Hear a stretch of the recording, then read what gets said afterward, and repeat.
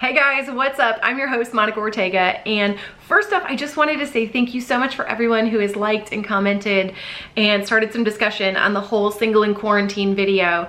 I didn't quite expect it to do so well because it's not my normal travel content, but it does just show me that we're all sort of feeling the same thing and that we are in this together, and you know, it started some good conversation.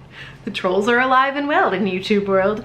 But if you haven't watched, head over and check that out. But today I just kind of wanted to pop on and talk about anxiety in quarantine. And I'm gonna preface this by saying I am not a mental health expert, and I'm gonna link to some good resources below if you wanna learn more from people that are mental health experts or get some help yourself. That being said, it's been an interesting week. So when I first made that other video, it was week 1. And now that we're in week 3, I have been feeling it. So a few nights ago, it was really weird. I felt a full-on panic attack coming.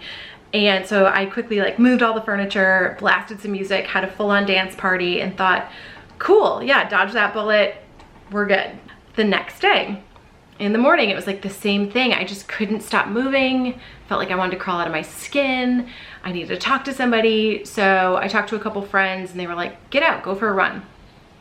So I did, power sprints, get it out of my system, we're good.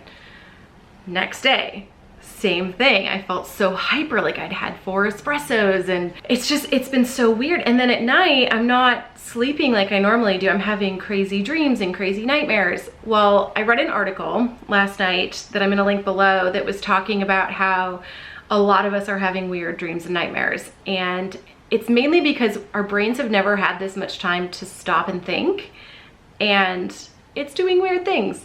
So first of all, I totally have a new level of respect, and I can't even imagine the people that deal with anxiety on a 24/7 basis, because this feeling is, it's wild. I would not wish this on anybody. That being said, there are a couple things I've kind of done that maybe help, and I wanted to share that with you guys and maybe open up the conversation in the comments. If you guys are feeling the same sort of thing, I want you to know that you are not alone in that. These are weird times. First of all, I did realize that the reason a lot of it was kicking in the morning was caffeine. I'm a major coffee drinker, so I did just go to the store last night and get some decaf coffee, which I will be starting tomorrow. I accidentally had the regular this morning, probably why I'm talking fast. But I think that that's gonna make a big difference, is having decaf coffee in the morning and not normal caffeine, because I'm already hyped up. So in the past, a lot of the anxiety or panic attacks were because of something specific. Got in a fight, or there's a breakup, or there's something that I could kind of work through and know that there was an end to. Where this, I think a big part of the anxiety is we don't know when it's gonna end. So it just keeps this level of fear and anxiety below the surface that sprouts up occasionally. So a couple of the things I'm trying to do is really tune into my body, meditate in the morning. And if I feel that kind of coming on and spiraling, I'm trying to get ahead of it. So whether that be go for a run or have a dance party or do something to sort of shift that mentality, that's been huge. Reaching out to people is massive. Depression, anxiety, any of these mental illnesses, you don't have to go through these alone.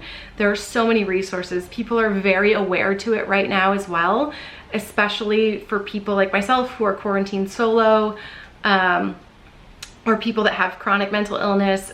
There are so many resources, free counseling, things like that. So please, please, please take advantage of those if you need it, and reach out to friends and family. We are separate, but we are not alone. So I don't want anybody to ever feel like they have to go through this alone. And then, trying to watch what you eat, drink, all of that good stuff plays a huge role.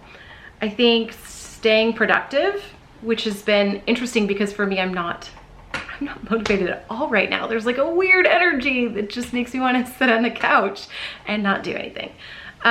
So trying to get into that schedule, trying to write out goals for the day and map out things I need to do, having projects, even jumping on video, it's helped me have something that I'm constantly working on, which helps me not just sit around and get in my head.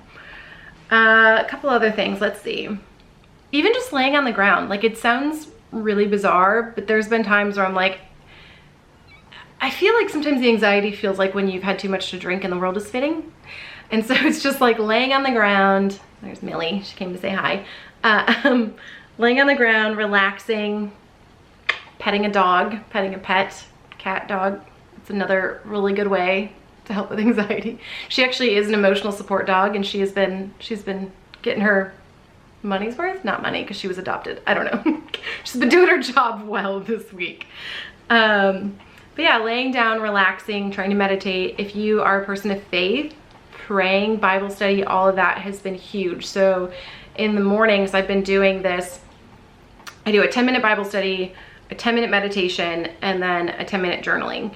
And it's just a quick, like, 30-minute thing, some days more, some days less. But I heard a really good thing, and it said, when we pray, we're talking, and when we meditate, we're listening. So that's why I kind of started implementing the whole 10 minutes praying, and then 10 minutes listening, and then 10 minutes journaling.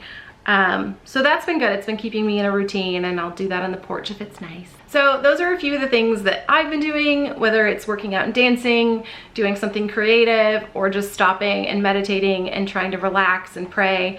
And that's really been helping me kind of stave off some of the anxiety. And then talking to people is huge, and not going through this alone.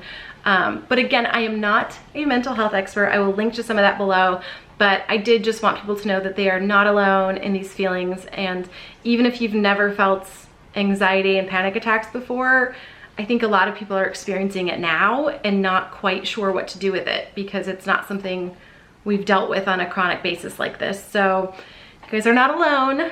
We're all in this together, even though we're separate. And please leave me a comment. We can start the conversation, and you're not alone in this. So that's all I had to say. I hope you guys are staying safe and healthy and well.